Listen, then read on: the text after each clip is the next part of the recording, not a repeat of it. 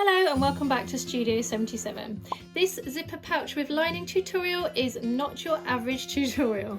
Today we're going to be making a shaker style pouch with little bits of glitter, or you can chop out vinyl like I have here, and we are using the Butler Method technique for the zipper. It's a super fun project. You can fit loads inside this pouch. It stands up really nicely, and we're going to learn some new techniques as we go along. So for this project, you're going to need a zipper tape, which is 10¼ inches long. You're also going to need a zipper pull. You're going to need 2 pieces of main quilting cotton that goes underneath your vinyl, and these are 11½ inches wide by 8 inches tall. You're also going to need the same size in your vinyl that goes over the top, and you're going to need 2 of those. You're also going to need the same size again of interfacing, which is going to go on the back of your quilting cotton. You're going to need 1 zipper tab, which is 1¼ inch wide by 2 inches long. You're going to need some hemostats for this technique. You're also going to need 2 pieces of lining, and these are 11½ inches wide by 10¾ inches high. You're going to need a piece of vinyl, and this is the base of your bag, and you're going to need to cut this so that it's 11½ inches long by 7½ inches high. You're going to need to measure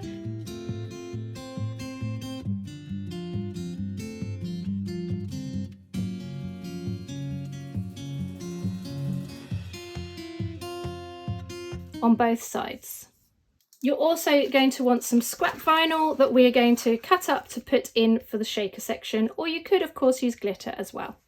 To start off, we need to fuse our interfacing to the back of our quilting cotton pieces, and I always like to use a Teflon sheet for this. It stops the glue getting onto your ironing mat or your board, and it also stops the glue getting onto your iron, but not only that, it stops any scorch marks going onto the interfacing as well. Next, we need to put our zipper pull onto our zipper. Now, the way I like to do this is to make sure that the teeth are actually together at the end. And if they're not together, you can kind of slot them in with a lot of the zips, especially if they're nylon teeth. You can slot the little teeth together so that they're enclosed. Then with this zipper pull, you can feed it into the end so that it's sitting on there. Then you want to push it down while gently pulling open those teeth at the top. Now, there are fancy jigs you can get as well that will do this, but that's a simple way if you don't have a jig. So once it's on, we're then going to put on our zipper tab on the other end. So we want to place our zipper face down. We're going to place our zipper tab that's got the interfacing on it so that it's right sides to the back of the zipper. And then we're going to sew that with 3/8 inch seam allowance. We're going to be using 3/8 inch seam allowance for the whole of this project. Okay, so now I've stitched that onto the back of the zipper. I'm then going to fold that in to meet the end of the zipper and fold it again. I'm then going to top stitch 1/8 inch from the edge to finish the tab. So there, I've finished that tab end. We're then going to move on to attaching the zipper to the main part of the bag. So you want to take one of your main cotton pieces, and you also want to take one of your vinyl pieces as well. We're going to take some double-sided washable tape, and I will link in the description everything that I've used if you want to see what I've used on this project today. Just going to make that edge nice and straight.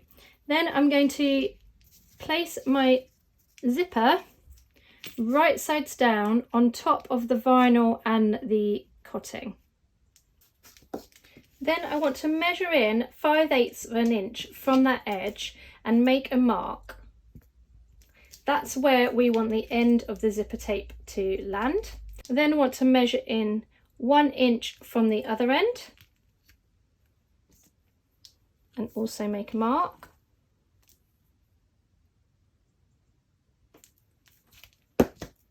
And then we're going to put tape along that edge in between those 2 marks. And we're going to take our other piece of vinyl and we're going to do exactly the same.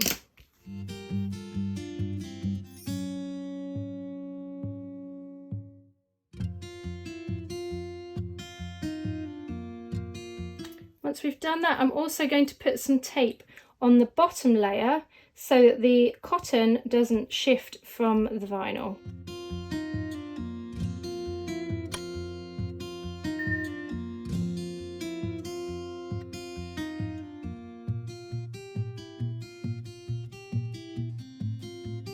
So we're going to take one of our pieces and we're going to take off the tape on the top of the vinyl. And this is the Butler method that we're using to attach this zipper.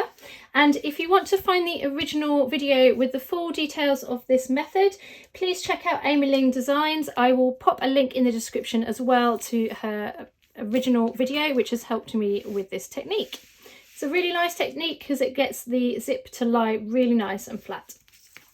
Okay, so we're going to press down our zipper to that edge all the way along to that end. Then we're going to place on our lining as well. Now this is these bigger pieces that we cut earlier. We're going to place right side down on top of that zipper, and I'm going to place some more tape along just to keep that in place as well.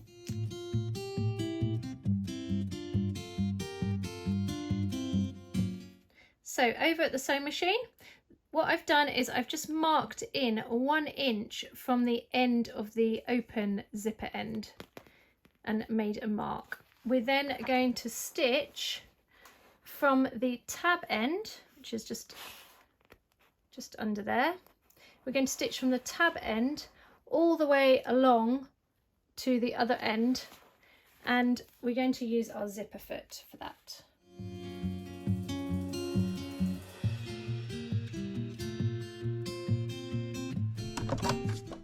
Just going to pull the zipper pull out of the way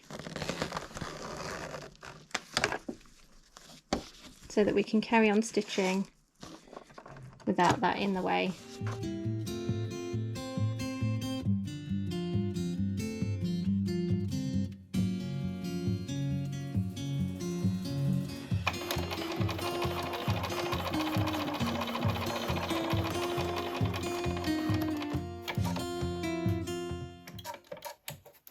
I'm going to lift the foot, lift up the lining, and then using my hemostats, I'm going to pull that zipper out of the way of the needle.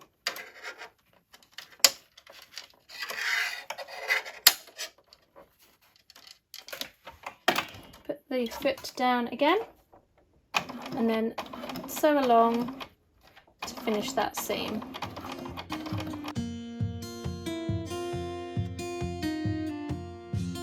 Then to make that lie nice and flat, I'm just going to finger press the lining so that it goes towards the final side of the bag.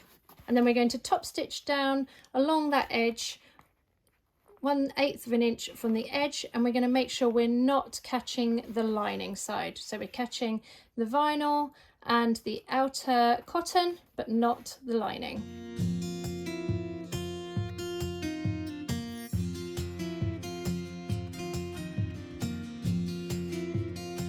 Now we're going to move on to the other side of the zipper. So we're going to do the same thing.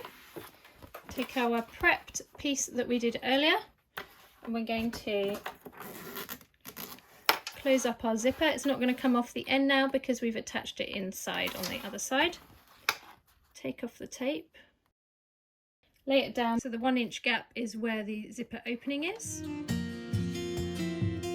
Flip it over, and we're going to add our lining like we did before with some more tape.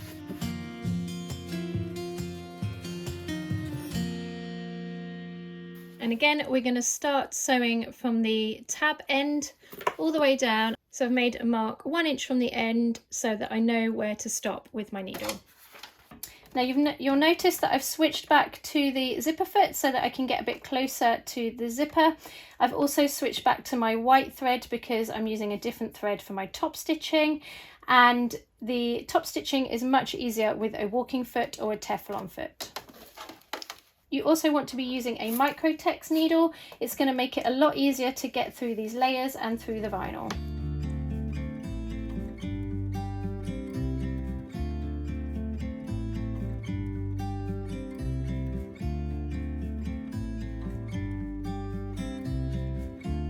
Same as before, we want to finger press that seam allowance towards the vinyl side, and we're going to top stitch down 1/8 of an inch from the edge. So we need to make sure that our zipper is open at this stage. This is really important because we need to make sure that it's open for berthing our bag later.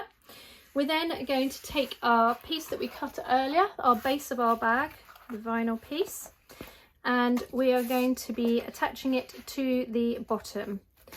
Now, we first want to make sure that the lining pieces are both facing out of the way. We're going to place our vinyl right sides together, and we're going to clip and sew 1 centimetre from that edge.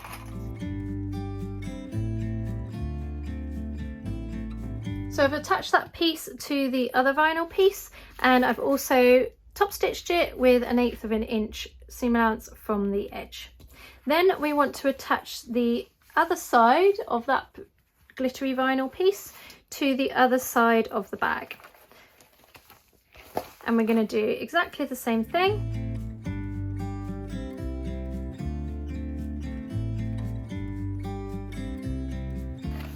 So now I've attached that other side of that piece, and then because the zipper is open on that end, I can flip it inside out, or the right way out, and then I can get in there with my machine and top stitch that edge as well.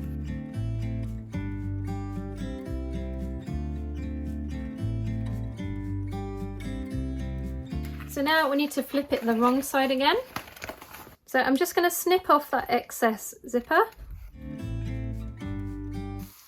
So I've pinned and clipped all the way around the edge. As you can see, I've used clips, of course, where the vinyl is so that it doesn't mark, and I've used pins where the cotton is because I find it a lot easier. You can stitch over the pins as long as you go slow and don't kind of crazily go through, you won't break a needle. Now, before we stitch it, we're just going to make a mark 1 inch, a 1 inch square, I should say, with a friction pen from these corners of the lining. I'm going to do that on the other corner as well, and we're going to cut those out. Okay, so after pinning and clipping it, I've then stitched on the machine 1 centimetre or 3/8 of an inch seam allowance, and I've gone along that edge. This is the lining side, so I've gone along this edge, I've back stitched from the end, gone to where my first pin was, done some back stitch, and then I've lengthened my stitch to about a 5 length, gone all the way along, back stitched again, stitched with a 2.5 length, and then back stitched. And then I've picked up on this bottom edge and I've stitched all the way along just past the zipper. You will need to use a hump jumper or even a zipper foot just to get past that bit. And then I've back stitched there. I've stopped with about a 4-inch opening on the vinyl side, and I'll show you why in a minute. And then I've picked up again and I've back stitched along to the end, back stitched, and then I've picked up from the top, gone all the way along, back stitch beginning and end. Again, you might need to use a hump jumper on that bit of the zipper. Now is the fun bit. We're going to add our shaker pieces. So I'm using some little offcuts of vinyl, but you could also use glitter, and we're going to just cut them up into small pieces.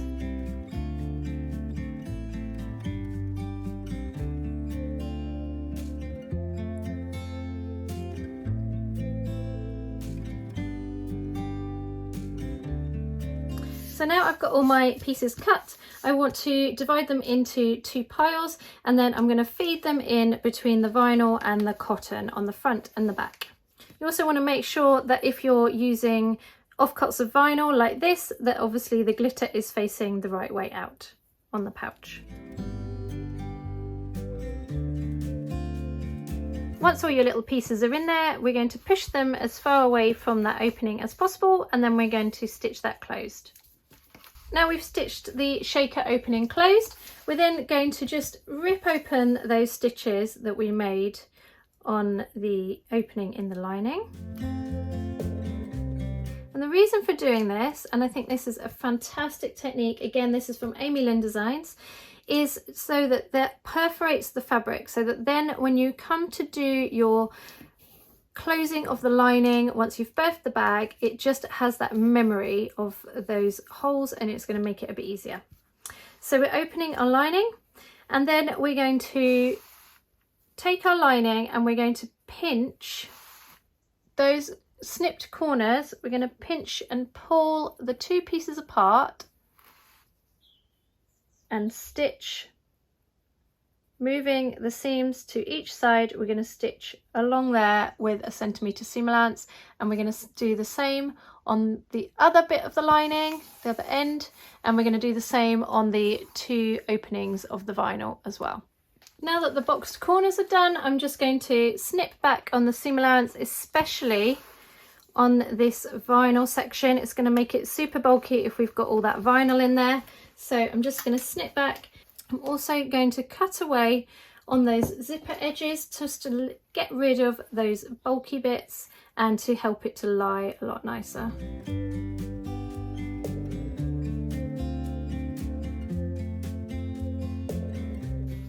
Now we're going to reach through. Hopefully you left that zipper open, and we're going to birth the bag by pulling the bottom of the base back through that opening in the lining.